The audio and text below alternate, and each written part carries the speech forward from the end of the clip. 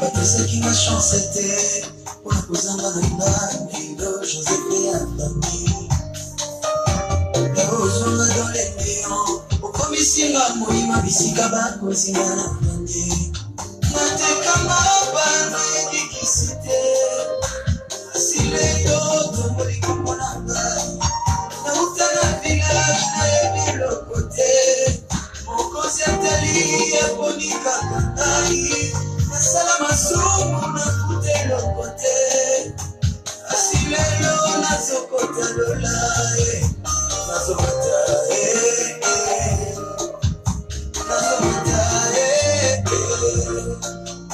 nazomata nazomata lokola bongo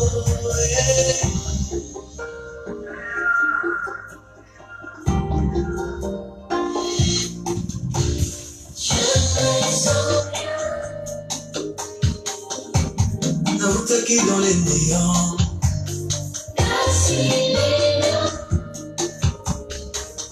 Siga bakonzinga na fandi nazomata nazomata nazomata nazomata lokola bongo nasuya nzambe lola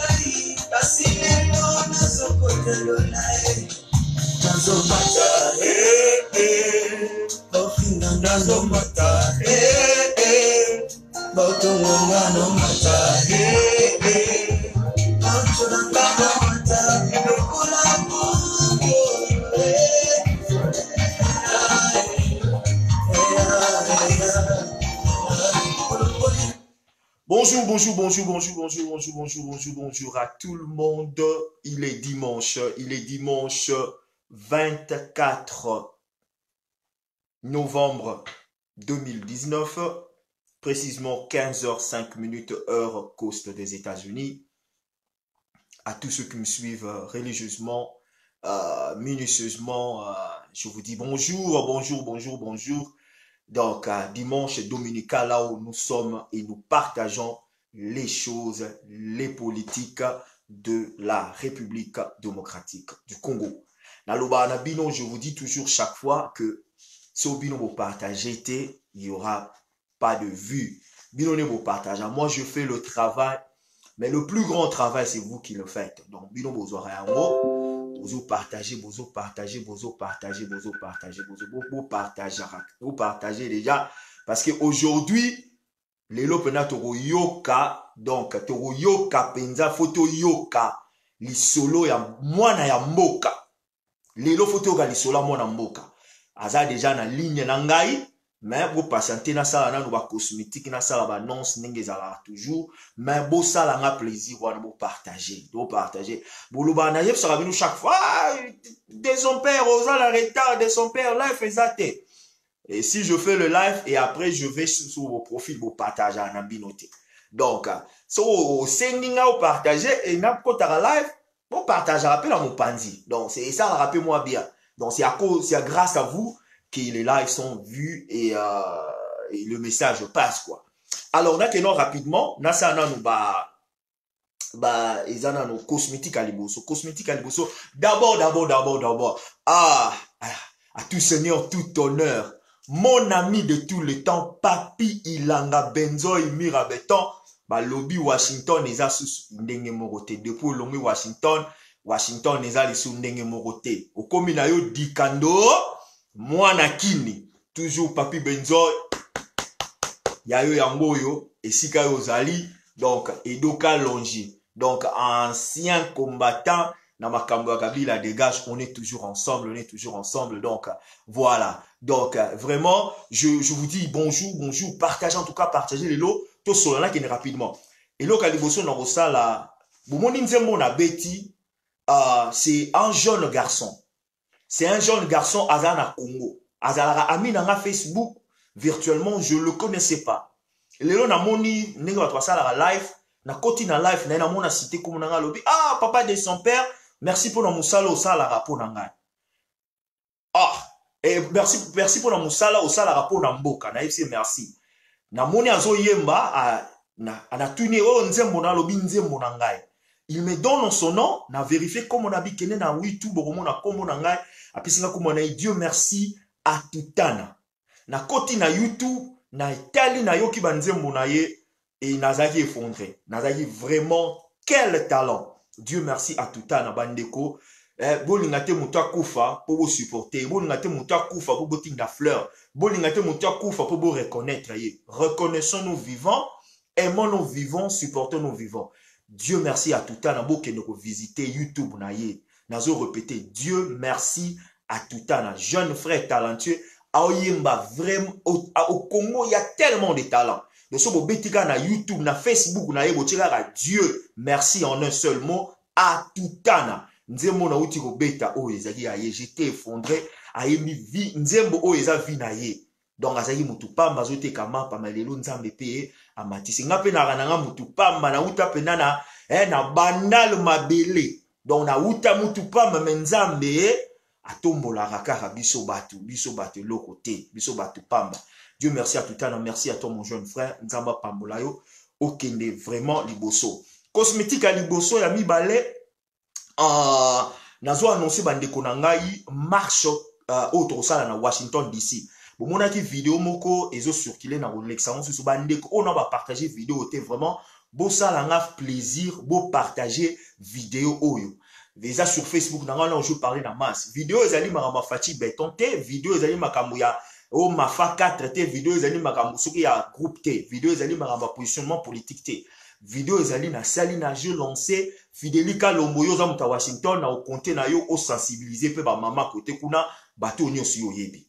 Alors donc to ça la mobilisation, forte mobilisation le 4 pas le 4 au mois de mars to telemena nani Nyarwanda oyo batelemaki bazokosa makambo territoire na bango minembwe vraiment et ça marche dans la couleur politique mon côté et dans la couleur il y a parti politique mon côté ezali na groupe mon côté na couleur à politique mon côté à groupe mon côté donc vraiment so moni nini mwana vidéo on a partagé ngo et kozala bien na sina solina quelques-uns de bandeko ata to ça bango ba différence il y a pas parti politique mais makambo bandeko na solina bango déjà réponse ezali positive na solo li déjà na ndeko nanga Marcel Lelo réponse eza positive na solo ki na Edo na solo na Jacques Miango na bengaki Gino Will ayebsinga ka kobenga sur texto na benga te na kobenga batu nyonso oyo tozala bango na ba différence politique mais oyo ezali makambo ya Congo to telema biso nyonso mutu moko to kende liboso. Voilà comme ba titre na ngai na lingi ndeko na ngaza déjà na ligne azolanda pesanga quelques minutes na pesa ba titre po na kokotisa ye boyoka ye bino bomoki boyeba avant na kotisa ye na pesa no ba titre bomoni déjà ba titre donc to parler mo muke na Eclipse o ezo salama na FCC na robrosa ngoka mo muke et puis to kolobela makambo ya mutu oyo ndok ntsor zonkion ya Francis Kalop donc témoignage accablant beaucoup zanga ngote donc bon partager déjà. Donc, vous partagez vidéo, alors très massivement. vous partagez vidéo, vous partagez vidéo, en tout cas, vraiment, vous ça n'a plaisir, vous partagez yango. Rapidement, tokende. N'appelle ça dans moi, entre parenthèses, par rapport à ma FCC. Bandeko, je vous avais dit, bah, moi, il est cas qui FCC au résiste à rater. FCC et Koki ko résisté. Oh, nous sommes dans la FCC, ils ont Eclipse. Bah, l'équilibration, nous sommes dans la Yamakama FCC, ils ont là qui s'assigne Eclipse. Et là, on réseau quota. Bon, on est Eclipse qui est des arates. Et obscurité, mon réseau quota, na katia. Il y a FCC. Ils ne tiendront pas debout. Beaucoup qui fin Jean-Marc Kabounda Bonabo. Mais parole gars Jean-Marc Kabounda Lobeli Bango et démystifier Bango. Rien que position à Jean-Marc Kabounda aujourd'hui. Maloba Loba qui est démystifier Bango Bamouké. Donc vous allez comprendre que Batouana bazana position ya on ne se base au sala. On ne se base au loba. Bayebi vérité que le jour baoba na bango na moi oh ba moi ezali koya. Je vous avais dit. Bah moi tout le temps à décembre, janvier, tout le temps dans mois de janvier, février, mars. Mbutu ekota na FCC, vous n'allez pas comprendre. Il suffit seulement la tête de Kabila tombe. Bon on a ba veste, on a bazola te ba karatéka on a et simba dans les sociétés. Batunyo sur la poudre de scampette. Il suffit seulement gaga mutu na bango on a Kabila ba kangaye akoya. Vraiment je vous dis donc on ne se pose mon FCC sur ça là, ils ont une incubation ya pamba, ils n'iront nulle part. Donc le peuple congolais, aza dans le bon. Vous pouvez critiquer Kabound, mais et l'ora beta hibangoana yamarama onaje wana esimi bango. Et ils savent que ceux qui pression outil na UDPS parce que il n'y a pas une force au la FCC qui n'a pas l'UDPS. Il n'y a pas une force na politique ou bien na masse populaire qui te la baotunanzela au rosa pas l'UDPS. Je suis pas de l'UDPS mais topé sabango kudos côté wana. Alors wana ezali toke nano rapidement nazobeng sandiro nanga nazobenga na téléphone beaucoup na été na kobenga na téléphone aza déjà na ligne mais na kobenga na téléphone na lingi bo yoka extrait oyo ya 1 minute eza 1 minute 18 secondes bo yoka yango bo comprendre historique ya likambo extrait oyo mutu oyo azoloba azali mutu ya FCC bolanda un jeune garçon na Kinshasa azoloba makambo FCC bolanda attentivement et puis na robengisa na robenga nani nangai invité nangai tout passe la poke bolanda dans extrait o eza nango 2 minutes 5 secondes plutôt. OK boyok. Ouais. Bonsoir. En tout cas ma camarade bon excusez-moi comme tu vois mon image na chambre na lali na tu ko benga na koti na groupe makambo na moni en tout cas vraiment et ça lui passe ma casse. La zone d'État qui est chargée à vigilance et sécurité, mais à mon amour. Je m'appelle Maître Tarzan. Et chargé de toutes les opérations et Salama. Mon allé a chargé des opérations. Peine à risque à vie dans la camp. Mais comment on peut voir Henri Magie à qu'il y a la négociation, soi-disant, n'a pas pu y avoir sans que a contacté biso ba leader ya opinion pe biso ba tout za la ligne d'attaque ya masolo na nyo se peut ça la marque. En tout cas, na on peut ça mot d'ordre. Na minute oyo, na on peut ça mot d'ordre minute oyo. Tous les sportifs, tous les désœuvrés, to kuta le lobby na parti. To zoka continuer to ça là to ça faut trop c'est trop. To ça marche pied à batuke, biso to risque à ba vie, ba tout ça se retrouver dans ba vie. Na pesi monde d'ordre lobby biso nyonso tout okutana na siège monde de pesa mato ça o ese to sala penga na za magie yoke kana kuno sololi olinga na baby sa makamna minute mki ponga na ba vidéo ya makamsa ma be o mtoto sala quelques jours na sala ba vidéo wana image oyo na zo boka na réseaux sociaux et kotambola ti batanga mwana ba komona pe ba vidéo nga na zana yango na zo ko boaka yango. Pour la chose de côté, Henri Magie a porté parole que la Henri Magie sont bunda na batouane. Ça va pêcher espace que le qui la tête pour lobby au moins le roi danger. Yo qui est ça négocier ta qui président ligue des jeunes azaté. Pe batoura ba biso auto télémakabi le té kamato risque ba vie na biso pour la maka. Voilà. Donc Boyoki Mungongo ya jeune garçon oyo azana Kinshasa.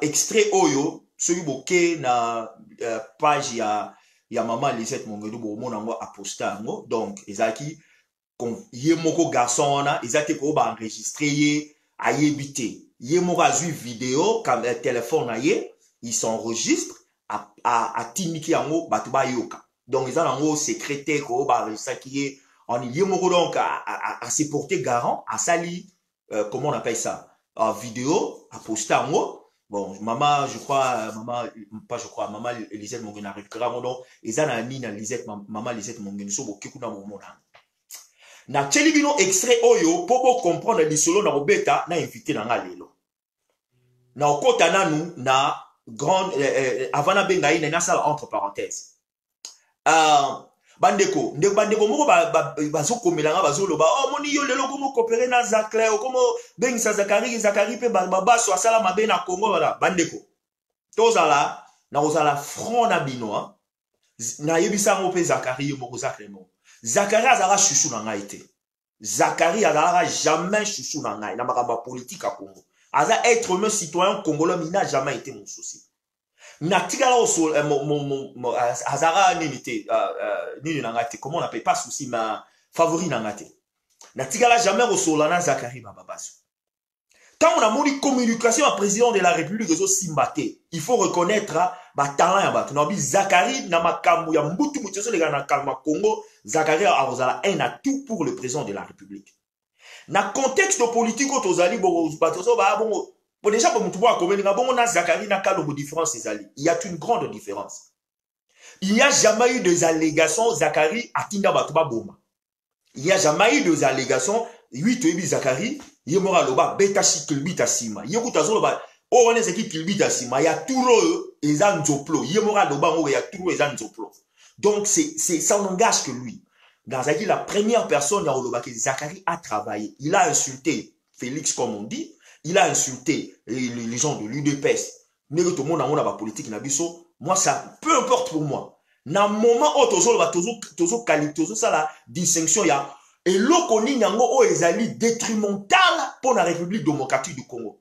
Est-ce que opportunisme Zakari ezali détrimental pour la République démocratique du Congo? Toba vani na kitsa bokonzi, toba bomande ezali détrimental na makama République démocratique du Congo. Donc je réponds à ces gens-là au besoin de infliger des histoires qui ne tiennent pas debout. Donc, je suis dans mon âme et conscience, je sais ce qu'ils sont en train de faire. Zakari est important pour la communication. Soki a boma batu, to asala soki ba vol, soki yiba, il va se justifier. Mais dans le moment, dans le bossel, il a preuve, vous pouvez se témoin, honnête dans zone parce que contre Nani, Francis Galombo, donc, bo épargner na ba débat moko ezalate quoi.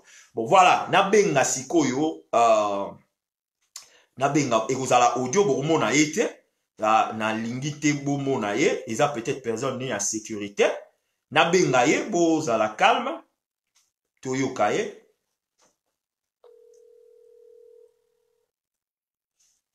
Ceux qui bozo yoka bien. Allô Ndeko Anthony. Allô Ndeko. Au côté déjà na ligne, vous allez en ligne en direct avec moi. Et ko dépendre na yo soki olingi o pesa kombo na yo yokara soko lingi o bomba kombo na yo yokara soko lingi o loba étape place ozali yokara soko ko lingi ko loba te yokara ngana mo loba yango te je te laisse la soie to kota mbala moko nini to na pe osa la présentation ozali nani yo moko yeba ndenge na ko loba ya ko masquer qui tu es qu'est-ce que tu fais pour nani no komi na makambo na tikelo mo mukesa na no mo introduction ya muke pour battre audience bayokayo. Merci beaucoup Ndeko Anthony. Comment on monsieur Benoît Nazalaki parlementaire debout na quartier 1. Actuellement naza na mboka États-Unis. De esika wapi tozo solo na minute oyo. Mais nazali moko ya parlement debout na quartier 1. Voilà, OK. Que si tu wana Ndeko soko ko sala nga faveur esika ozali moi makele la bana to ya batu bazali oko kene na moi place moko bo makele la batu ezate comme ça audience na biso ba yoka yo malamu quoi. Est-ce que osaka toujours en ligne? naza libanda esika ya mwa makelele eza vraiment te. Ah ok, siko c'est bon, siko penza c'est bon. Donc ndeko yo moko bomoni na pesi ye opportunité abomba identité na ye apesi identité na ye ndeko Benoît azali un ancien parlementaire debout na Njili je crois nenga lobby a se retrouvé là aux États-Unis. Donc azali aux États-Unis na deuxième ville ya mboka nga na vanda. Moi aussi je l'ai découvert kaka ndenge za ba recherche ya kosolana batu à partir ya audio na ya salaki. J'ai contacté une dame, apesi ngai numéro na ye, tout cela dit na ndeko. Namoko, après avoir kosolani na téléphone, na jugé que auto ben en anglais legit. Aza legit, to azali légitime quoi na makamazo loba. Mais na kotika ye à s'exprimer devant l'audience. Bah ndeko partager message yo, bo partager ma vidéo donc eyo kana mokili mobimba Congo mobimba parce que on n'a plus le temps ya o sakana na makambo démocratique. Ndeko na ngai na yokaki vidéo moi mukie o salaki et pa ya mina maman Lisette Mongenu na ozonga penda na vidéo wana te mena lingi yo moko o solana ngai pe peuple congolais mobimba ba yoka yo ndeko eloko nini epusaki yo. Depuis tout ce temps, au Yan États-Unis, depuis tout ce temps au Longwa Congo, au Sala ba déclaration on a été et loko nini est poussé au gara lelo au Sala ba déclaration no et sali au batebele ba partager on a ba Messenger na WhatsApp et loko nini tindi au Sala ba déclaration. D'accord Anthony, en tout cas en tout cas trop c'est trop. Je pense que il est plus que temps tocha makamunyo sonesika na yango. Tocha ba point sur les yeux. Nayokaki ba vidéo oyo ezaki ko circuler sur bandeko oyo bazaki ko semer désolation commandité par l'ancien régime de monsieur Kabila. C'est ainsi que je me suis dit que nakoki ko vanda kimiate ezali kambu ya mboka na ngai. D'ailleurs pour votre information samedi wana kuna naza parmi bato oyo bapartageaki audio mpona koyebisa bakongolais ke botelema tala bato moko balingi basala marche liboso ya Maison Blanche mpona kosalir mboka na biso. Nazalaki parmi bato oyo bapartageaki message wana awa mpe na États-Unis mpe baninga nyonso oyo naza na bango ami na WhatsApp. Alors eloko emotive biso ke tokota makambo oyo eza tozokomi komona ke batu moko boye balikomi kolinga ba exagérer comme si bazo croire que nous sommes toujours dans cette république bananière oyo bakoki continuer kosala bavure ndenge bazaki kosala yango koformer mwa ba groupe moko boye ya batu pour s'attaquer à d'autres gens et yango tolobi que il faut to dénoncer yango. Il faut to dénoncer yango nde but nini oyo etindi biso to banda kosala ba audio et to banda kosala kotinda ba live. Voilà. Ndeko nanga sikoyo na olobi na biso na comprendre pourquoi olobi au sali au courage ya ko banda koloba. Olobi na biso na parlement debout. Ozali na parlement debout. Exactement.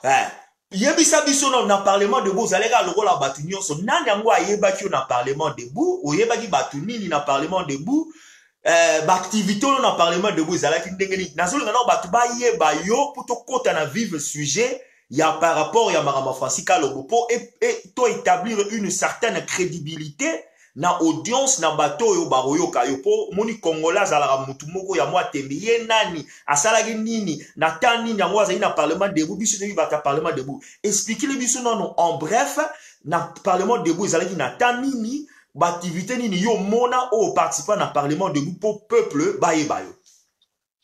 En tout cas merci beaucoup ndeko na banza ke soki na koloba ezate ke poto banda ko vanter makambo oyo to sala comme si tozaki kosala yango pona intérêt na biso moko tozaki kosala yango ezaki pona république parce que tozaki na but oyo il fallait to atteindre il fallait mboka ezaki na maboko ya badongolo misu yango tozaki kobunda na baza que na évolua mingi na parlement debout na quartier 1 il y a eu plusieurs présidents ya parlement debout oyo ba se succéder na misu na ngai Entre autres, il y avait un médecin au Nakutaki à l'époque, en 99, et n'a pas dû fréquenter Parlement debout. Après lui, il y a eu M. Faustin Niati, qui chargé de la mobilisation dans la partie. Après M. Faustin Niati, il y a M. Gabin Kalambai, Azali actuellement chargé des missions de la présidence de la République. Après M. Gabin Kalambai, il y a M. Stéphane, Yende Aza Sikoyo, Tisikoyo, Yemutaza, président du Parlement debout dans le quartier 1 à Django. Alors, makambo o tozali kolobela ya groupe ya bagarçon oyo bazali koseme désolation. Ce sont des histoires qu'on a vécues dans le Parlement debout, surtout premier jour il y a début à la campagne électorale. On s'est vu attaqué par un groupe Yabatu. Oyo bazaki na ba machette o babombaki en face, il y a un immeuble au batorisi en face wana. On a été attaqué par ces gens-là. On a vu aussi M. Chaler, na ba revolver na ye, abimisi yango na kati ya poche na ba moto oyo bazaki na kosala carnaval, bazaki kosala carnaval na neti propagande pour na Marie-Ange Lukana à l'époque. C'est comme ça que on a vécu ces histoires-là au Parlement debout na quartier 1. Merci. Ndeko nangai. Omoni vidéo est circulé au jeune garçon azali koloba. To kota pena to panzampoke. Yo otali vidéo wana sûrement pe oyoki maloba garçon wana azali koloba. Est-ce que ozali o reconnaître garçon wana? O reconnaître mungongo na ye? Oyebi ye? Azala ovanda wapi? Azalaki na kwa nini ya République démocratique du Congo to na Kinshasa na kwa nini? Batu nini oye a travailler na bango? On reconnaîtra yé pe na ba biloko nini. Expliquez non d'audience pour ba yeba ceux qui a solo vraiment yo ko reconnaître garçon yo et na vidéo est circulée partout dans les réseaux sociaux. Bon, en fait, na ko lo baboye. Garçon na bazaki ko constituer groupe Mobimba oyo ezaki mise en place. Si vous avez une bonne mémoire, groupe wana ebandi ba action nango toujours ça la marche à chaque jeudi il ya Séné on a exigé révision et fichier électoral à l'époque. Alors toujours du management pour que nous ça la marche c'est ainsi que Badiapé perdait entre autres ainsi que Lombo et Indulu Denis Kambaye et les autres créer mouvement on a pas sportif créer mouvement pour contrecarrer la marche où c'est pour ça là pour réclamer révision et fichier électoral. Alors mutu oyo azaki beaucoup plus connu na kati ya ba mouvement na eza Chaler parce que yende azaki kobima lokola la tête d'affiche et c'est souvent lui qu'on voyait avec revolver. Entre autres, le premier jour il y a début à campagne électorale la quartier 1 on l'a vu azalaki na ba moto na revolver na ye et ba machette ebimaki na ngambu kuna ya immeuble moko ezawa na quartier na ngambu na machine place passerelle ezalaka kala na époque ya Mobutu. Alors ndeko lokola olobi moninga na bango moko mutu azo témoigner yango que bazalaki na bango bazalaki kosala ba action wana.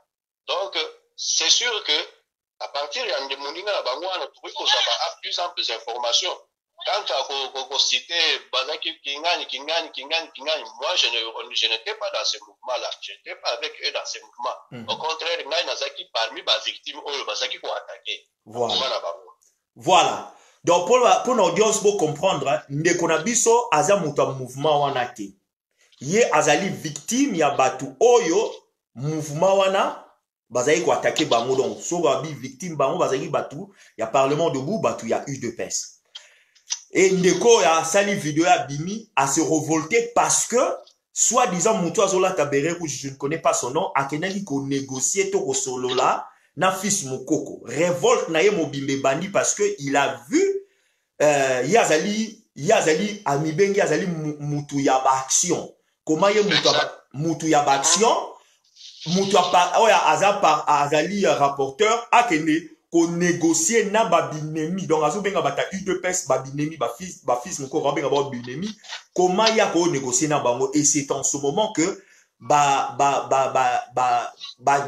témoignage ne ba dire na ye eza ko pointer vers une personne ndeko na ngai exactement ndengo lobi wana nakanisi o clarifier vraiment sinon bato misusu bakoki comprendre comme si nazalaki moko na bango. Moi j'étais na parlement debout au quartier 1 comme on a monsieur Benoît, donc je suis connu au parlement debout na quartier, c'est là où j'ai beaucoup évolué. Voilà. Alors nous étions parmi les gens cibles au Batouana Bazaki ko attaqué, notamment le premier jour il y a campagne électorale, il y a 2011 au papa Etienne Aposilaki.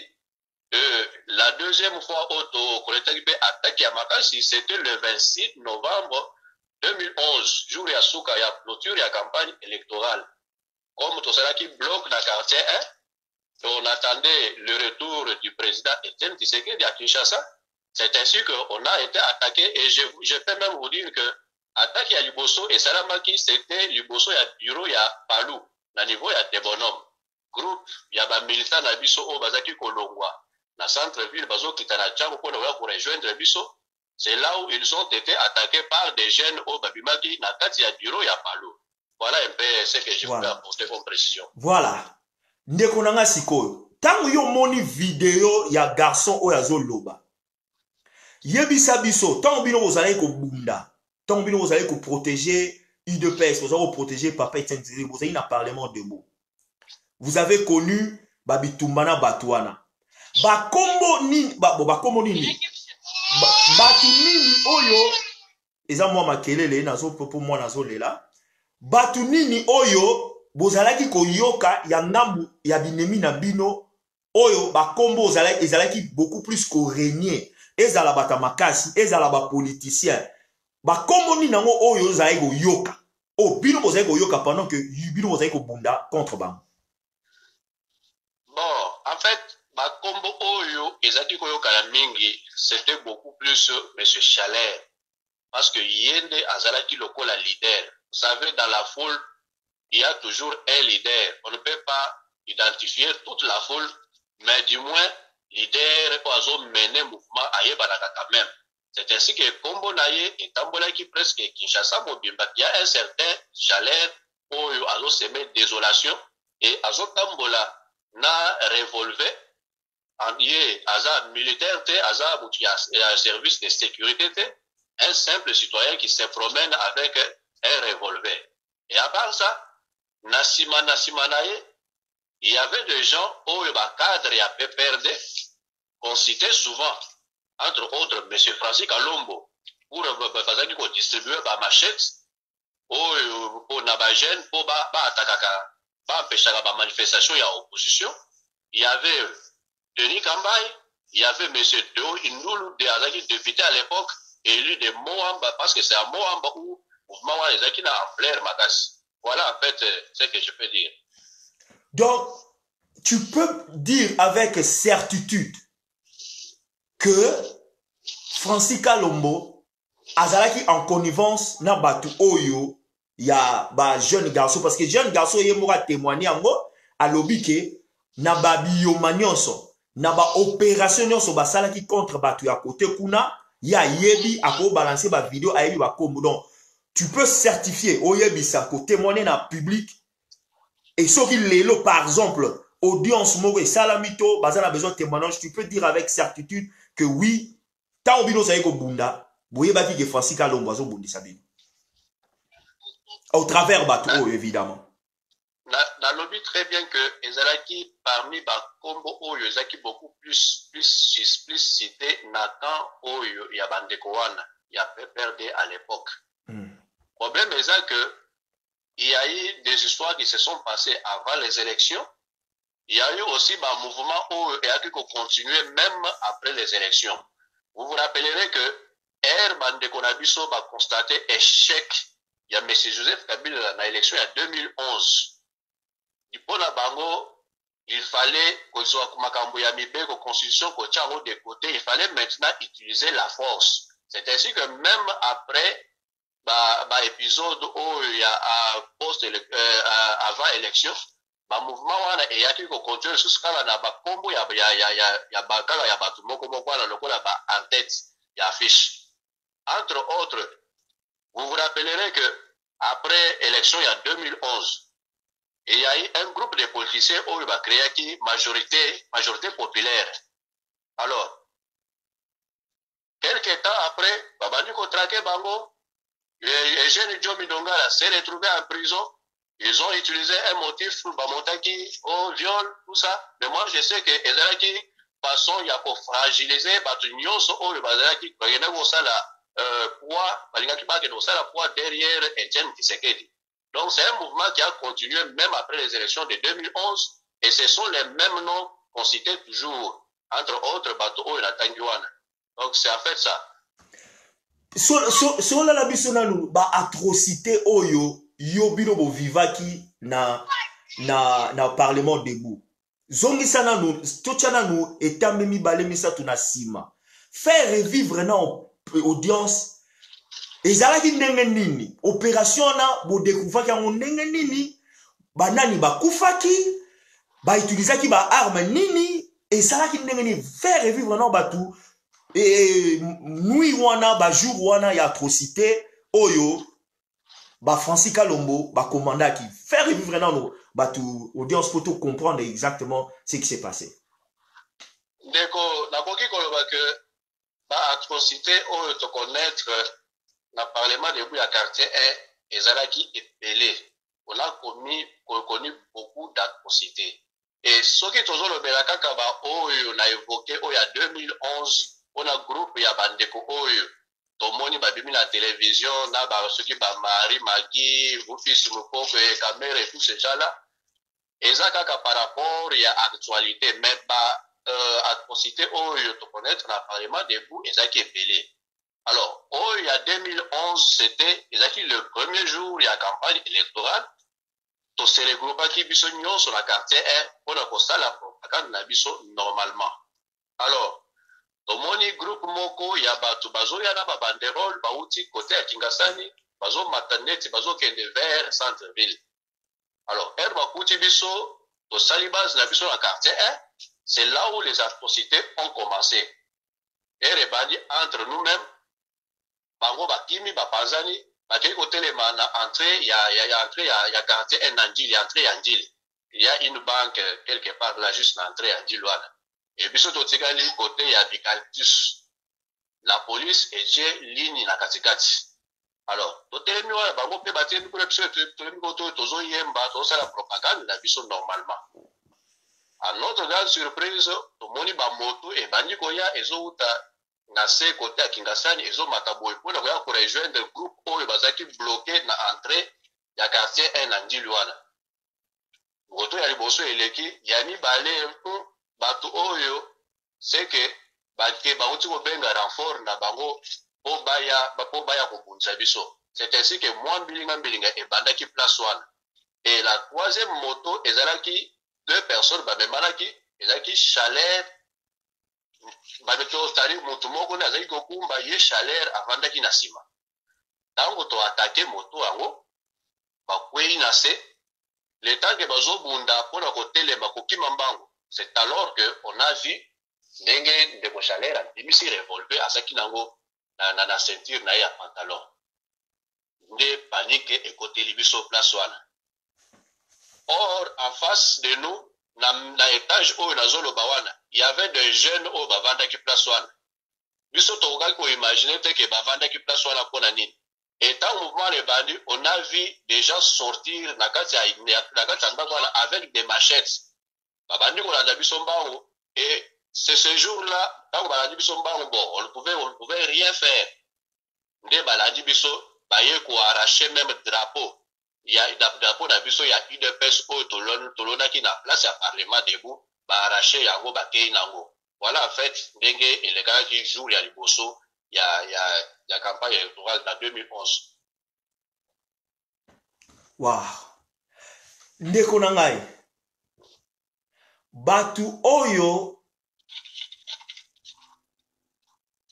oyebi to nalandaki mwa muke nazolinga o restituer ba compte mususu tant mosolaki na maman Lisette ba compte de fait mususu olobaki par rapport ya Francis Kalombo, par rapport ya bato PPRD, par rapport à ba commanditaire, comment est-ce que bazaro pesa ba machette, ba mazout et comment ba tumba parlement.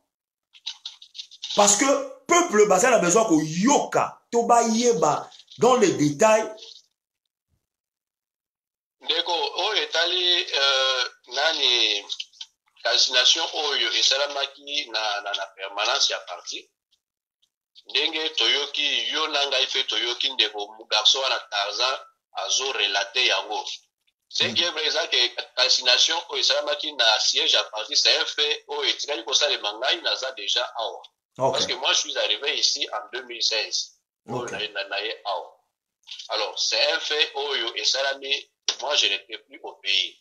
Mais est-il que ce sont toujours les mêmes personnes oyo bakomona bango eza toujours na avant-plan na kati ya makambo nyonso wana. Et ndeko wana Tarzan il a confirmé biso tolandi yango avant même nayoka yango epai ya mama Lisette. Parce que bazaki kotinda bango batindaki bango, ils avaient un bidon ya essence, il y avait des cocktails molotov. Nde bakendaki nango mpona kokende calciner bandeko wana na siège à parti. Donc ndeko na ngai na comment est-ce que après makambo nyonso esalamaki na Congo pendant que vous étiez au Congo bandeko oyo yebi to oyebaki directement to oyebaki indirectement te oyo bakufa to bakufaki na maboko ya bandeko ba Chaleur ba Tarzan bapesi bango ba munition to mpifo par batuloko ba Francis Kalombo bandeko mususu se constituaki ndenge nini pona kobundisa bango ya bozezai kaka kobanga ezalaki nazolinga vraiment na kota na poso na bino étant ba parlementaire debout et nazolinga ke D'abord, équivoque mon la ina longola eza que ozaki kobanga. Donc l'UDPS tokoki kobanga eloko moko te, tokoki kobanga mutu moko te. Même monsieur Kabila oyo alungwe na pouvoir wana.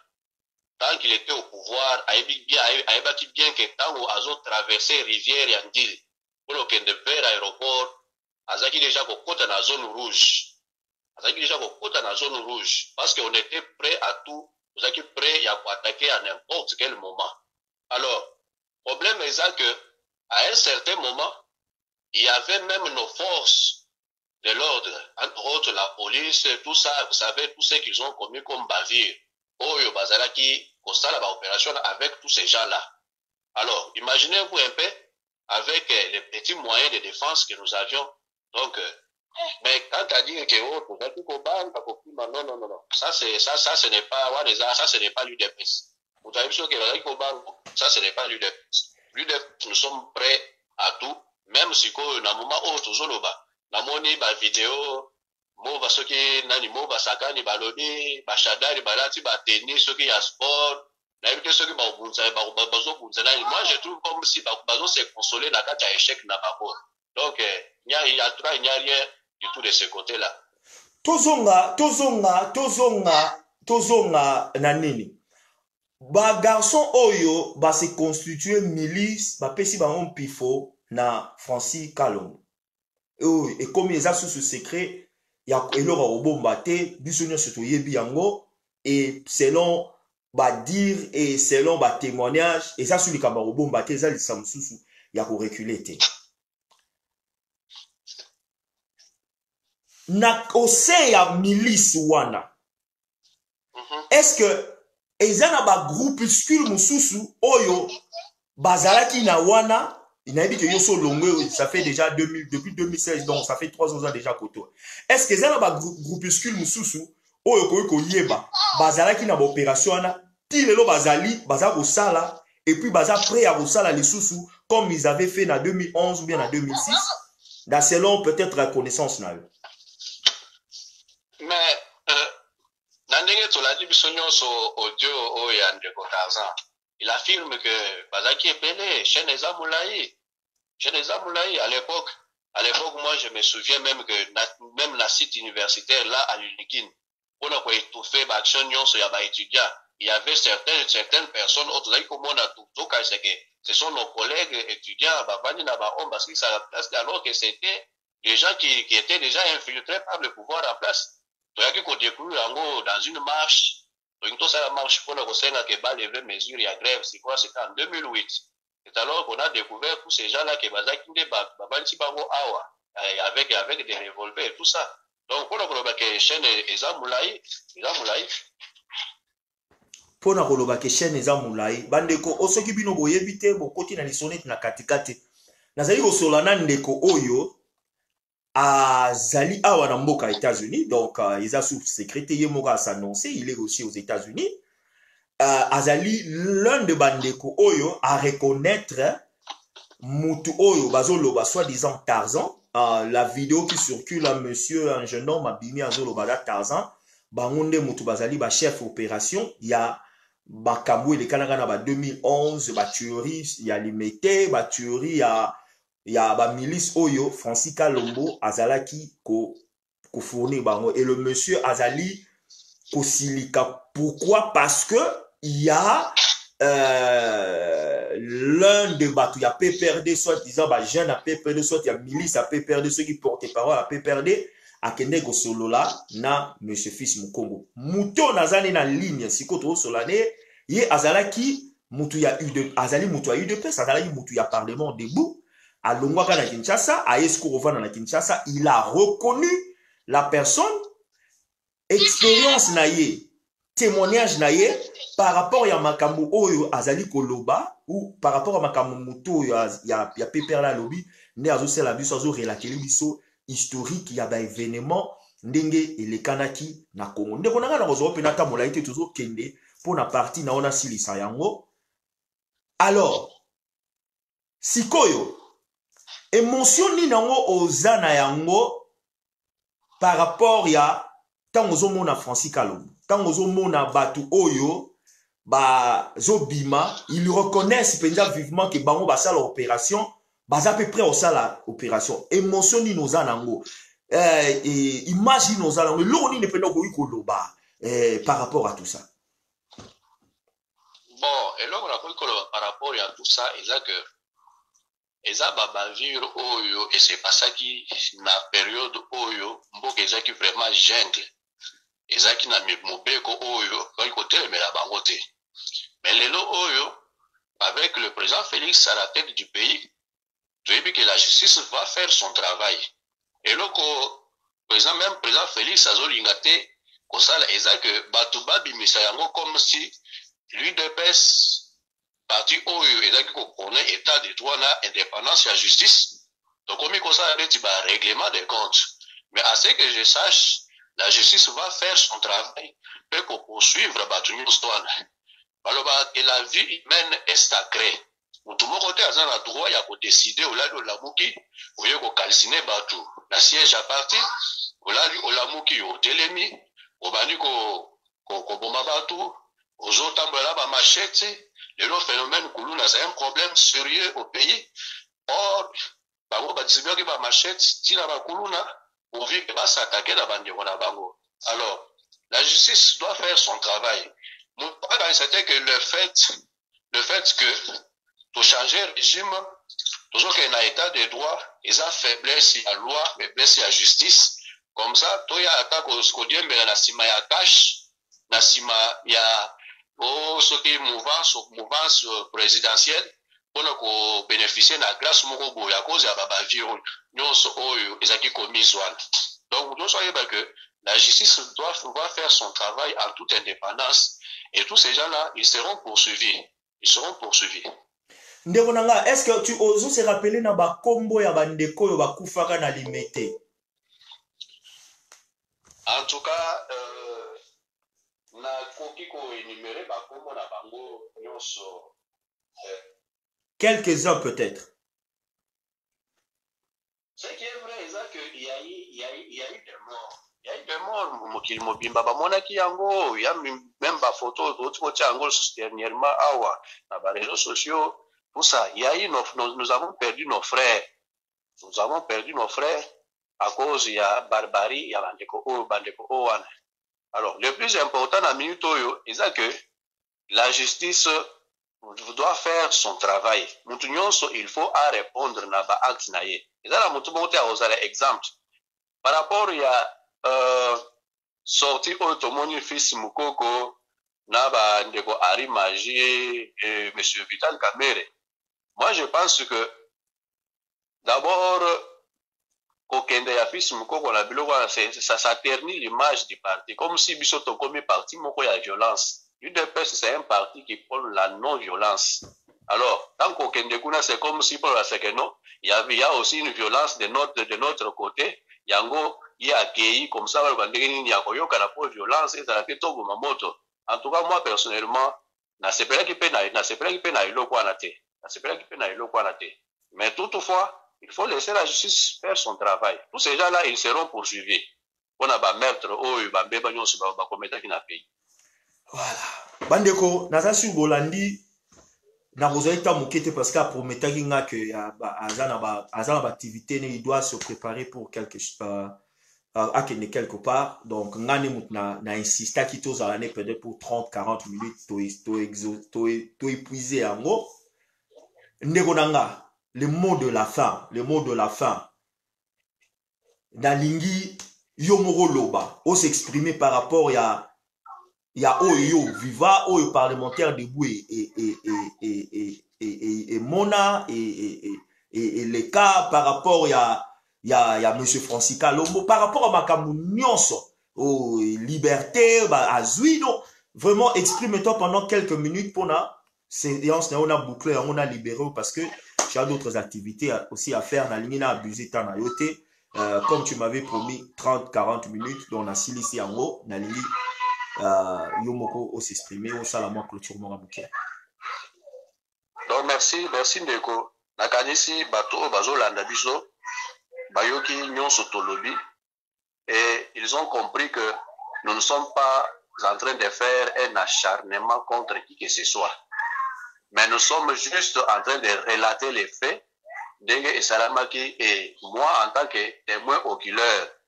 Je le répète encore, j'ai évolué dans le Parlement debout, voire même dans certaines cellules, sections, sans fil, parce que c'est là où j'ai beaucoup évolué. Alors, le problème est que nous avons connu un moment trop difficile, surtout biso dans le Parlement debout, il y a quartier 1 qui était considéré comme zone rouge. Alors, Bamakambo Oreto Sali, et ce que nous avons subi, je pense que ceux qui n'ont lobby n'a pas pour relater à Monde de lobby, ça peut nous prendre toute une journée. Alors, le plus important est ça que ce n'est plus le moment où l'UDPS ou bien Bandeko Rabiso Bazana base, to continuer pour subir ce local. Parce que nous savons déjà qu'il y a la justice déjà dans le pays. S'il y a des dénonciations à faire, il y a toujours moyen, nous pouvons entrer en contact avec nos amis qui sont sur place là-bas à Kinshasa, qui sont même au Parlement debout. Donc, il y a toujours moyen d'être en contact là-bas pour enrichir ce débat prochainement. Donc, c'est tout ce que je peux dire. Merci Ndebonanga Benoît. Je crois que bon dimanche. Merci pour Nathan. Naebi que tu t'es sacrifié après service nayo après Nini. Tu as sacrifié 40 minutes pour moi. N'apprécie en haut. Donc, je crois qu'on aura le temps beaucoup plus de parler. Donc, bon dimanche. Donc, naza obligé natikayo okenovake na activité nayo. Merci beaucoup. C'est moi qui vous remercie. Merci. Ah.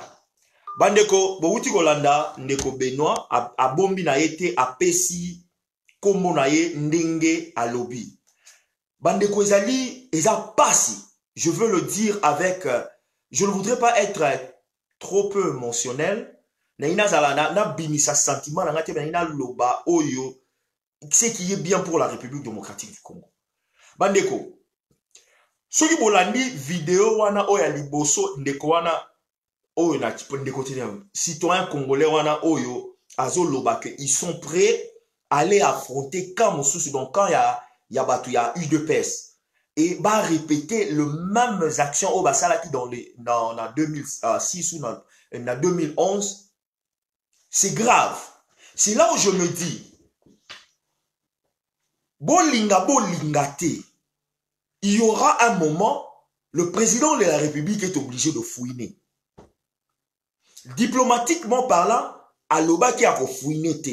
Vous savez, quand on vous pose une question dans une interview, et zuyo brusquement, on a la diplomatie à Olobamaka. On a la diplomatie à répondre. On a la diplomatie à expliquer. Mais si on peut d'aller na sima, au tali les événements, au tali makamunionso, je ne pense pas que monsieur le président de la République a retiré en position qui ne va pas fouiner. Jamais. A koki koti kayangote. Surtout les histoires qui se sont passées dans parti politique na ye. Parti où est spécié pouvoir. Parti où est créé politiquement. Parti où est propulsé na esika zali. Ça ne pourra pas passer Ekole Kanate. Ekole Kanate au vu de Congolais. Ekole Kanate au vu de au sein du parti. Ekole Kanate, bandeko, c'est hallucinant. Koyoka témoignage ya frère Nabiso. Koyoka makamumutuana za loba qu'on a pointé du doigt et ils sont prêts à répéter. Bakene na baction ndenge bazalo ça en 2011, c'est flippant. C'est vraiment flippant. On ne peut pas arriver ya rovanda total à Tolobi que bon voilà, on ne va pas finir le passé. C'est impossible, monsieur le président de la République. C'est impossible. Oui, monsieur le président de la République, on va fouiner le passé. Tu ne fouineras pas le passé. Mais le système doit fouiner le passé. Et le système, quand le système va fouiner le passé, bah, Francis Kalou va exister dans le rue de la capitale de la République démocratique du Congo. C'est impossible. C'est pratiquement impossible. Parce que, Bandeko, au Bozoyeba, tous on a historiquement moukié. Dans les autres, on a bino le minité. Tous on a historiquement moukié. Si le FCC, aujourd'hui, il est FCC avec toutes les élucubrations bazo ça là, c'est parce que ils ont pu à composer, à coaliser avec Cash. Si cette coalition, et Zara qui ont placé, le FCC n'allait pas exister. FCC bazo soit umbrella, bazo soit parapluie par rapport à cette coalition. Point barre. Mais Moutouloua Fonseca Lombazo existait sur le riz de la capitale parce que le système est faible. Les associations civiles ou les mémarabaction na Congo est faible. Parce qu'ils doivent tous tomber de la même façon.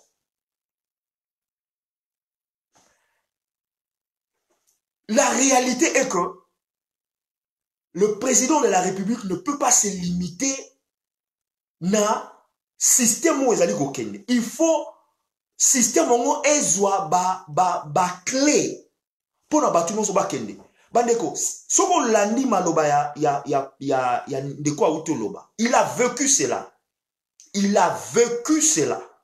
Ils ont vécu cela à Kinshasa.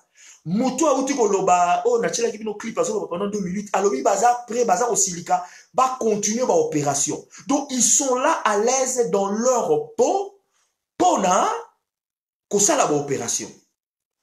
Oui, ça en toute honnêteté. En toute honnêteté, comment Moutou logo là, ils sont nombreux, on a tous à Francis parce qu'il a, il a, il a commanditaire. On te benga en anglais, mastermind.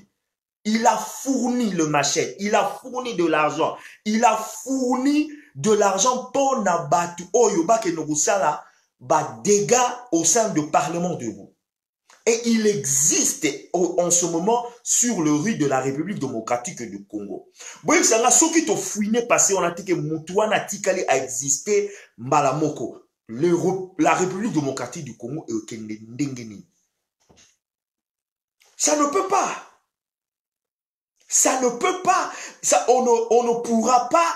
Même le président de la République, je crois dans sa peau, je crois que dans son intellect, je crois que dans son esprit, je crois que dans ses pensées, il le sait qu'il doit affronter la situation et qu'il doit en finir. Ça ne va pas marcher. Ça ne collera pas de voir Moutoulora Francis Kalombo marcher tout bonnement à Saint-Denis Bandal. On l'applaudit. Il peut parler maintenant contre la Mouka pendant qu'il était à la Mouka.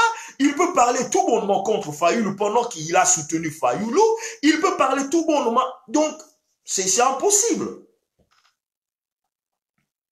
Et ceux qui vont taliper, politiquement parlant, c'est comme s'ils ne plus ensemble avec Moïse Katumbi. Ça, c'est selon mon observation. C'est comme s'il y a des connexions. Il n'est plus avec Moïse comme avant. Il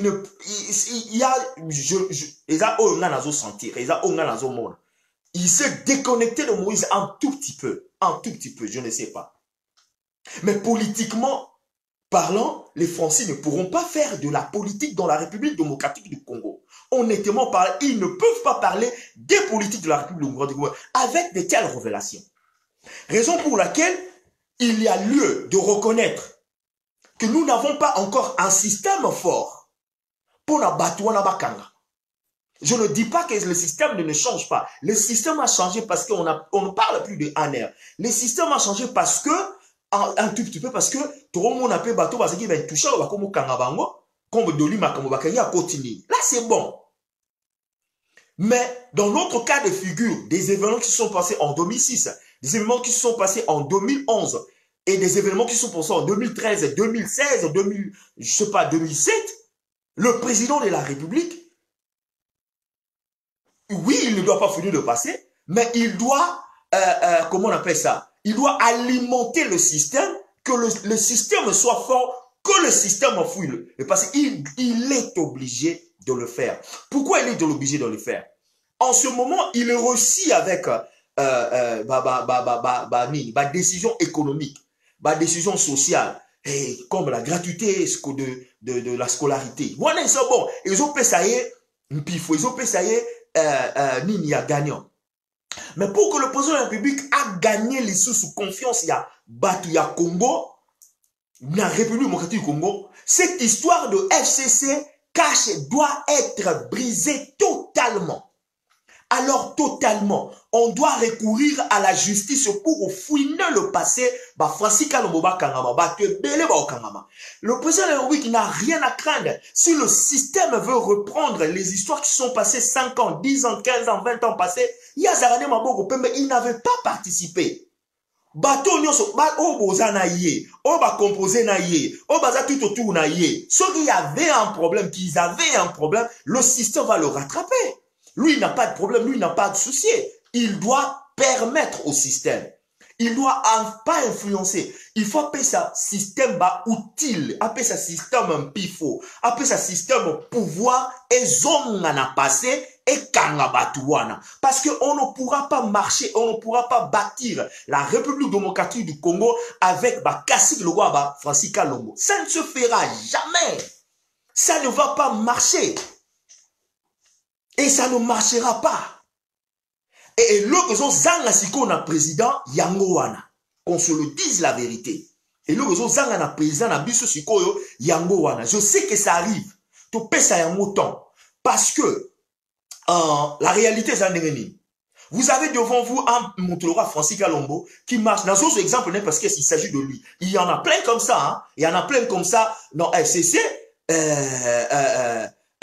Il y en a plein comme ça partout. Bachadari, Babouchab, il y en a plein comme ça.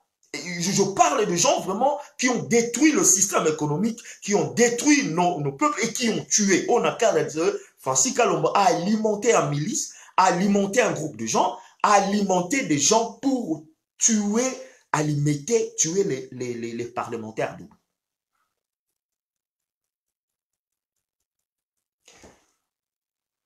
Politiquement parlant, le président de la République, l'année prochaine ou après l'année prochaine, il est obligé de le faire. Et je suis sûr et certain qu'il le fera. Diplomatiquement parlant, il sait comment il doit le faire. Il y a deux aspects. Il y a l'aspect intérieur. Quand on parle des aspects intrinsiques, l'aspect intrinsique de l'intérieur, les politiques de l'intérieur, et il y a un aspect extérieur, extrinsique, par rapport à l'extérieur, par rapport à la communauté internationale, par rapport au message de l'intérieur. Le message de l'intérieur, il gagne économiquement. Petit à petit, il gagnera socialement. Mais pour gagner politiquement, c'est ragot, c'est cacique, batoyo, oyaba, ils doivent le taire. Et la façon de le faire taire, c'est recours au système, un système fort. Et un système fort qui fera de sorte que batonaba kangama, moko. Francis Kalombo ne peut pas exister sur le rue de la République démocratique du Congo avec tout ce qu'il a fait. Bochab ne pourra pas résister sur le rue de la République démocratique du Congo à cause de Sakamouina Sapou. Qui encore? Les Mende ne pourront pas résister à cause de leur alliance. Donc, il y en a plein qui ne pourront pas résister. Raison pour laquelle la communauté internationale, par la voix des Américains et de l'Union européenne, veulent que les sanctions soient encore dures. Et le message est passé. Ba oyo bazalaki na ka sur la liste. Na ba oyo kutu bazaki soko meki ba obaki c'est la mission sur la liste. Et point bas, so yoki témoignage il y a garçon oyo, il y a monsieur auto sur la nabiso. O yoki témoignage le dire il y a muto azoloba, ba mo baza prêt à usala be yuma, abim sa ba vidéo. Tu as la chair de poule. C'est flippant, c'est ils ont matisakanda. Est-ce que nous croyons à une république démocratique du Congo là où c'est une église, tu viens et les péchés sont pardonnés? Non. Le pays c'est un pays, la république c'est la république. Il y a des lois qui doivent gérer la république. L'église gère les âmes, l'église gère les esprits. L'église ne gère pas les histoires de politique. La république démocratique du Congo, pour eza la fort, tokota na kenkana, ou je ne sais pas quoi, na 5 ans prochains, il y a la république démocratique du Congo. Il faut que ces têtes tombent d'une façon ou d'une autre. Il faut que le système les secoue. Et la personne qui est le garant de la nation, l'institution de la République démocratique du Congo, le garant de la nation qui doit faire de sorte que le système soit amplifié, soit fort pour que Batouana Bakangama, ce n'est rien d'autre que le président de la République que moi j'appelle le prédéco. Francis ne pourra pas, Kalombo ne pourra pas résister sur le rue de la capitale de la République démocratique du Congo. Il doit préparer son exil encore. Botala, c'est facile. Société civile, Bazawak. Société civile, composée avec l'UDPS, composée avec le témoin comme Bagarçon, Blanc, Bateau, Batikali, na UDPS. Composé, constitué un dossier. Bon, c'est la tête que le président qui a été là comme un tyran. Société civile, boyoki ba audio oyo, boyoki yango, bomoni yango. Composez-vous, créez un dossier, boluka ba témoin, allez mettre ça devant la justice. De la même façon, même qui dossier à Dolika Lomo la justice. Composez un dossier comme contre Francis Kalombo. Composer un dossier comme sur ce monsieur en a chaleur, ceux qui chalèrent, ceux qui chalèrent, ceux qui chalèrent, ceux qui n'y. Si on compose un dossier, on amène ça devant les instances de la Cour de la République démocratique du Congo. Batali dossier à Batouana, il y a de témoignages, il y a de preuves palpables et tangibles, mais ils seront arrêtés. N'attendez pas que le président de la République, la société civile doit faire son travail. Et ça fait partie du système. La société civile doit se composer comme une institution forte ou bien un organisme très fort ou un groupe très fort va se constituer, dossier n'attendez pas que le président de la République puisse donner un mot d'ordre. Vous avez la liberté. Parce que la nerve était tout le temps sur vous. Vous ne pouviez pas travailler parce qu'il n'y avait pas les droits de l'homme. Il n'y avait pas la liberté d'expression. Maintenant que vous avez la liberté d'expression, ce qui est un outil, maintenant que vous avez un champ libre d'opérer, qui est un outil, voilà que les histoires de la République se sont un peu ouvertes. Et ça va outil, prenez ces outils, constituez-vous une équipe, un organisme fort, dossier devant les juges de la République démocratique du Congo, comme ça ils soient arrêtés. Point barre. Bandeko, na prédire bino. Ti point la fois qu'il exil.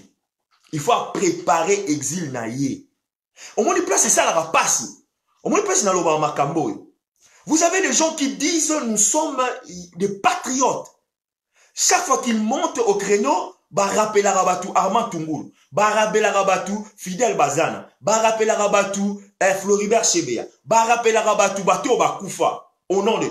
Mais Batouana, Batouana va faire le ba yeli bango na Paris, ba déambulé na Paris, ba monani na ba concert na bango la muka na Paris, ba monani na ba rené na bango à Paris, mais ba simba bango te. Ba simba bango ata mkiete. Donc, c'est là où vous allez comprendre. Bandeko, na swing ne to na virer ne loro moko et puis na solami loro moko pour avant na clôturer. Le mariage ya FCC na cash et roumelaté. Na obi pour ceux qui ont commencé à me suivre na bandi ko loba makambo FCC na cash avant que batunsu ba noloba. Na bandi loba que mariage ngo roumelaté. Bandeko, na pesa bino la meilleure Natala na comment on appelle ça? Nasala Nasala Kourmoko, je me rappelle na 2009. Nasala Kourmoko American Study, les études des noirs américaines, African American Study. Il fallait que nous ta la séance et yelinga ga sikoyo pendant que na bomakama FCC au mariage FCK. Tu la séance, bazo parler une histoire. Il y a maman moko esclave. Maman azaki noir, azaki kitoko, azaki esclave. Ba kekeke bayaki ko bomaye. Bayaki ko attaquer famille na ye. Tant ba attaquer famille na ye, ye abatamaki. Po azaki na ndaku te, azaki ko ya na ndaku, mais akomaki na ndaku te abatami. Tant abatami azomona ndenge babimisi mwana na ye ya mwasi.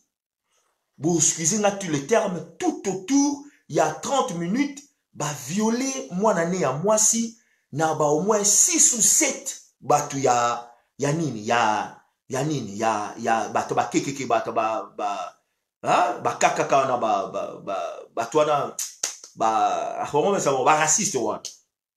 La maman a vécu cela, zo mona de bazo violer moi nanaye et bah bomi moi nanaye, bah tango bah kei. Bola nanga histoire bobe na lingarambi métaphore pour comprendre. Tant ba bobi mwana na ye, ye mora zunzo to mwana. Aleli. Azina muto consolité. Kaka batu ya ndambu ba slave mususu ba esclave mususu ba ye tout na ye ba leli na ye. Azu mwana na ye ya mwasi ake akundi. Mama wana azali siko luka revanche. Place histoire moi tikalanga na mutu ya moi on azo présenter makambo ya FCC. Maman tanga comme luka revanche, il fallait que sikoyo azaki na choite atende na kaya batu o ba bomaki nini mwana na ye. Asali tout maître na ye ya esclave ya mundele atindie na kaya maître mususu. Place esika bato ba bomaki mwana na ye bazali. Bandeko botala nde likambo sala mama na kokoma komi wana ayebaki danger o azali okende kuna. Le fait que azalaki kitoko azalaki basi wa ba esclave ba métiso ba boya mwindi wa botina mundele. Azalaki tellement kitoko que maître esclave aligné abali mama na andimi mutu oyo azalaki le premier aboma mwana ne a violé mwana ne animi ko babala na mutu wana po akota na bozindo na kati ya ndako ya mutu wana. Vous suivez-moi cette histoire. Oh, ezaki on appelle on a film, biso to soit qui occasion au monango comme un sketch, donc un exposé historique quoi. Maman wana tanga komi abali esclave wana komo wana ndako wana akomi ko sala ba étude ayeba nani a participaka na viol ya mwana na ye. Ayeba ki déjà que mobali waza na ye a violaki. Abandis ko luka moko. Ezuye ce qui à peu près 3 ans a identifié le 7 personnes ba bombara mwana na ye. Acha ba mona liste. Maman wana a créé ye moko système abandi ko bomba batu wana nyonso. Abomi mutali ati ba na mobile était. Abomi mutali boso pa. Abomi mutali balé. Papa mbani azaki tellement puissant, ayebe ki soka bandi ko bomba mobile na ye batu ba otimbelela ye. Il fallait bando bomba batu amitié ya se po mobile na o protéger. Abomi mutali boso. Batu ba soupçonner zaki ye mais mobile a protéger. Abomi mutami balé. Baso abomi ya misato, abomi ya 6e, abomi ya tanga kobi na 6e. Mobala eko comprendre que bato nyonso bakufaka bazalaka batu oyo ye a participaki na bango na viol ya mwasi moko ya mwana moko boy. Tango aye image ya mwasi ya mwana na ba violaki ezongele na mutu. Aye ko calculer amoni image ya mwasi na ye alobi naza na faire c'était déjà trop tard. Na butu na mama na kamata boma ye pa 7. Na pesi un exemple oyo ezongeli na papo na lobake la composition de FCC you can see ba président na yebi yango te ke bato ba boma bato na biso. Mais maman était obligée dans de conditions difficiles alala mutu oyo alala mwana na ye na nenga mabe. Alali abali alali na mutu oyo aviolaka mwana na ye. Azalaki na bitu moko c'est de le tuer tous et à parvenir au moment où ils sont 7. Le temps Moutouana, c'était trop tard, na Moutouana, maman n'a bomi pas. C'était la fin de l'histoire. C'est comme ça qu'elle avait gagné. Ayo kangabisaka na ye. Et puis, tant que ni sili, na bima, na amphithéâtre jour wango, na lobite biso ba noir. Ba noir américain ba mona makam. Na pesi bino historique c'est seulement pour vous faire voir que il y a des choses ils ont temps. Toluka micro-ondes si c'était un micro-ondes il y a président Kangabatuan. Et salama. Mais que nous encouragions les présidents de la République à l'embattre. Monsieur le président de la République, je sais et je suis sûr et certain de foi il y aura voix, petite voix comme nous. Ne vous laissez pas dans cette distraction qu'on est en coalition. Vous n'êtes pas en coalition. Il s'avère que vous êtes en coalition. Il s'avère que bozana coalition. Yoko le bozana coalition, mais bango bazana coalition na ote. Il faut faire comme cette maman. S'il faut coucher avec eux, nazo le bango te coucher physiquement, hein? Coucher avec eux métaphoriquement, tu le fais, mais à une seule condition. La dernière action, le dernier mot, ils vont revenir vers toi. Comme on dit, la vengeance se mange petit à petit. Et pour monsieur le président de la République, au cadre Penza, qui contre le 4 quoi qui candale en 2023, la seule chose aux outils qu'elle est là, ils ont dit tout le monde, bata FCC bando koye. Point barre. Aussi longtemps, l'incubation bando sala et puis ça logo loza pifoté. Mais biso o tozo supporter to ebi goza na pifo. Mais siko yo, il faut zo pifo biso zo pesa yo na au peuple zo pesa yo o bando bomba bango moko. Hein? Ko bomba bango physiquement te hein, ko bomba bango dans le système. Parce que mon roi français, quand monsieur le président, à cause résister devant yo, à cause de la moutuna yo, à cause de la partie, il peut parler bien de toi, mais zonaka katala ba oya yo ba bomaka, il y a eu 2 pèses. Moi, je ne suis pas fait partie de l'UDPS, mais ils ont ça là, passe na yoka témoignage que Bano, Bakoufa, Bagarso, Bakoufa au nom de l'UDPS. Et Moutoura, Francis Kalomazo surpris. Francis Kalomou ne pourra jamais être sur le rue de la République démocratique du Congo. Il ne pourra jamais parler de politique. Batulwa, Mouzitou. Ils ne peuvent pas parler économie de la République. Ils ne peuvent pas parler de la reconstruction de la République démocratique du Congo. Jamais. Bandeko 100%, je peux prendre Fayoulou parce que Fayoulou a gaffé. Fayoulou politiquement a gaffé, mais Fayoulou n'a jamais tué la République démocratique du Congo. Fayoulou n'a jamais détruit la République démocratique du Congo. Azala Guinée Nanzela a bien la dernière mi-temps, Nengo Azala Kosi a Kenanzela Okuta, mais il n'a jamais détruit la République démocratique du Congo. Donc je ne pourrais pas avoir un haine contre M. Mandi Diata Toyebi comme on a été dans tout le Bakak. Pour avoir des gens comme tu papa, tu maman, tu bon, les entre parenthèses. Mais le genre, le rôle, la Francis Kalombo, c'est pratiquement impossible de bâtir une République démocratique du Congo avec Bakassi Kaboué. Et il est librement à se circuler pendant que ba milice naïe bazali. Société civile, constituer un dossier. Construire un dossier. Bonjour Zélani. Bonjour Zélani, constituez-vous un dossier. Donc, bandeko to comme un virage à souka. Non, souki ça dit kamo dans le baboué. Il semble bota omoni bota là par rapport ya tango avant ba élection salama. Bozo mona ba acrobatie bata ya nani. Batu ya FCC bazaï go sal. Et avant les PPRD. Oh Kabila va se présenter, Kabila va la boye, Kabila va la à la fin de la journée, Kabila s'est présenté. Parce que Yebaki, oh Yebazo ça la siko ezali, quand tu n'es pas à l'aise dans ta peau, quand tu n'es pas à l'aise de ta situation, Europé Saraba, Kimbulu Kuto, ils sont tellement acculés par les forces internationales. Et Belé va se retrouver dans la prison. Il suffit seulement Kabila soit arrêté. C'est fini, on ne parlera plus de PPRD. On ne parlera plus de FCC. Et Kabila sera arrêté. Bandeko, tozongi na résolution, et ça na bossani numéro, na bo teninga rigueur, na so penser résolution, et ça la marque babé nango résolution 2017 na parlement américain. Na Congress en États-Unis.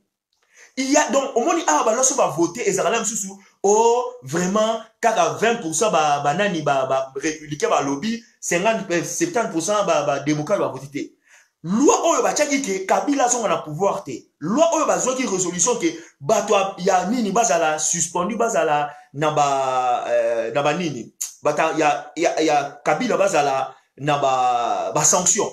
C'était voté 50% et 50%. Et les républicains et les démocrates. Et Zali, donc, Moukolo va voter qu'on va commencer une loi. Quelque chose publié dans bon ya parlement aux États-Unis et comme une loi, bah tiens mon action comme une loi. Bah quoi qu'on renverse en côté. Bah qu'on renverse. Donc Nazo batté par quel moyen bah qu'on renverse. À chaque fois que Obalobaka American policy, donc les politiques américaines sur le Congo, ce qui va élever problème wana, va ressusciter problème wana, va zongeli ce qui a été voté en 2007, va kolongola ngote, va kolongola ba sanction nate, et va kolongola schéma au batagi pour na Kabila te, schéma batagi pour na Kabila, un jour on va l'arrêter, un jour on va le prendre, un jour on va le caser, mais yo un temps on va le faire. Ne me sais pas aujourd'hui. Il y a longtemps qu'on a vendu à l'objet. Donnez-moi quelques mois. Revenez encore l'année prochaine si vous allez voir que Kabila sera encore au pouvoir. Et vous allez comprendre que Tshisekedi aura le plein pouvoir. Tant qu'on a avec parce qu'il sait que les résolutions sont là, ont été déjà prises. Mais ce monsieur, le président de la République, Sikoyo,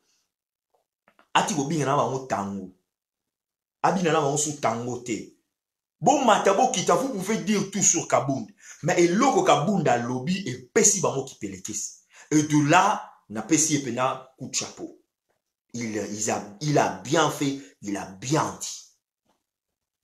Donc on est tous ensemble Et pour nous annoncer, Bino, les 3 décembre, notre maman présidente de la République démocratique du Congo, maman Denise Nyankero Tshisekedi, sera nommée ambassadrice de la République démocratique, de l'ONU, pour la Italie, les femmes violées, l'éducation. Ils ont honneur, il y a mon pour la biso ba Congolais. Na c'est Bino, bozela dans des Congo, ezozonga. Congo, République démocratique du Congo, ezozonga, et au côté dans le Conseil de sécurité. Na loba magampa bate. Tant on a annoncé que maman présidente a président nommé Bouchetem. C'est confirmé le 3 décembre. Ce qui tout va bien, on s'est retrouvé à New York en train de célébrer nomination. Vraiment, boyo kakanga, bo partager. Na pesi batutumbote. Hier, Kuba, mon ami de tous les temps de Atlanta, bo sako, le sako mami moi dit la belle l'ange, le sako batu nyonso, le sako Hélène Poi, le sako Baki Tulumba, le sako Pichun Tita, le sako ma nièce Eliane Mutombo, le sako JS Mendel, le sako Felika Bea, le sako Oso Sango, le sako Ginny Rose, le sako Nayo, le sako Bilaka héritier, le sako Hervé Chibenge, José Mikobi, bon, mon frère Doridos, le sako Yayo, Koloba, tout le monde, allez Makwala, oh, tout le temps on est ensemble, donc, Bakonage, Nanouche Anastasie Kalenga, le sako, pour partager, Liberty Koli, partager, mes chers les canas, Nana Kayoa, le sako, Serge Mbouka sur mon petit nana de London, le sako, Fallon Kabes, le sako, oh, J.C. Sarkozy, mon petit de tout le temps, sénateur Tshisekedi, le sako, Jean-Luc Chimbalanga, mon premier boss, le boss de boss. Vous voyez, t'as un mannequin, bon, moi, ma photo, j'étais mannequin. Premier boss, il y a Vinanga, il y a Futangambongo, Jean-Luc Chimbalanga. Hein? Il y a un mannequin. 1987. On a créé quand même une histoire, quoi. Bilaka héritier, bonsoir. Benoît Makolo, bonsoir. Roger Kachala, bonsoir. Donc, Ravel, Claude Bila, Milango. Wana camarade nanga depuis campus, hein. Biso tona ba témoignage. So bo bengi Claude Sabino to zala ki na campus en 1988-89 na première faculté il y a sciences économiques. Notre professeur était Mami Lumba. La science économique. Donc, on a des références. Ah, voilà, René Louchikou, bonsoir, partagez. Kiki Caroline, partagez. Roland Chiswaka, partagez. Aimé Bouyamba Ilunga, partagez. José Kaboumoutombo, partagez. Ah, donc, vous êtes Béli Natangara, Binobo, partagez, vous papa. Fidéli Kalombo, toi, tu es parmi les gens qui vont organiser. Donc, il faut obéir tout cela. Apostle Osborne Lokama, partagez mon frère depuis Kinshasa à Bandal. Peter Kalambaï, partagez. Moukwa Peter, partagez. Donc vraiment, et ça ligne Sengonto, si vous partagez, donc Ngape Narosane Sengo, suivez toujours de son père, donc vous serez toujours informé. Très aguisé, partagez. Dieu merci à Toutana, mon frère. Bandekobo Kota chez Dieu, merci à Toutana. On a pensé qu'il est déjà Chara notre bras. Dieu merci à Toutana, notre jeune frère, un bon chanteur. Bo kene na YouTube nae, bo partager ba musique nae, bo somba ba musique nae. Ngaso na sengi bino mbongo bo loba ouais. Na senga na moté. Mais Dieu merci à Toutana, notre jeune frère qui chante bien pour le Seigneur. Bo aider, bo promouvoir yé, bo tindela moi un et ça là que musique nae s'est retrouvée. Na pesa qui est des chats. Oh mon vieux, de tous les tachikos, kolo mabele ngochima, viens à monsieur Abandal. Cheta Shimba, bonsoir. Tout le monde. Maurice Kayenga, bonsoir. Roger Tikala, bonsoir. Patrick Molowai, bonsoir. Vous êtes nommé Moussangérique, bonsoir. Bosselo, Bolunda, bonsoir. Super Malobayada, bonsoir. Christina Vestal, bonsoir. Jean-Tex Mateka, Ningi, bonsoir. Auditoreli Rose. Ah, Madame Moutou, ma soeur, bonsoir, bonsoir. Colossalement, mon frère de Bandal, Vanessa Lombo, Mikolo Monate Lombote, Mikolo Zomonanate, donc il faut Monana Ozonga. Donc, Hélène Poi, je suis avec vous toujours dans le cabinoté. Donc, peut-être dimanche prochain dans Ozalate. Lisa Mungendou, ma grande, on est toujours là ensemble. Yo vous partagera. Donc, vous partagez. N'a vous partagez. N'a rien vous vérifier. Si on a vérifié, n'a vous partagez, vous avez un problème, quoi. Donc, alors, de gros bisous à toi. Le son père Lomba Marbe. On est toujours, moi, je suis un Fati bétoniste. Donc, on est ensemble pour supporter le président Nabiso. Azo Sala Moussala. Dans l'obité, il est parfait, mais tout tchaï maboko. on est là, on fera le travail. Ce qui tout va bien, rendez-vous les 3. Rendez-vous les 3. Maman Denise Nyankero, comme ambassadrice ya ONU. Oh, ils sont 50. Ce qui tout va bien, moi je sais. Tout va bien.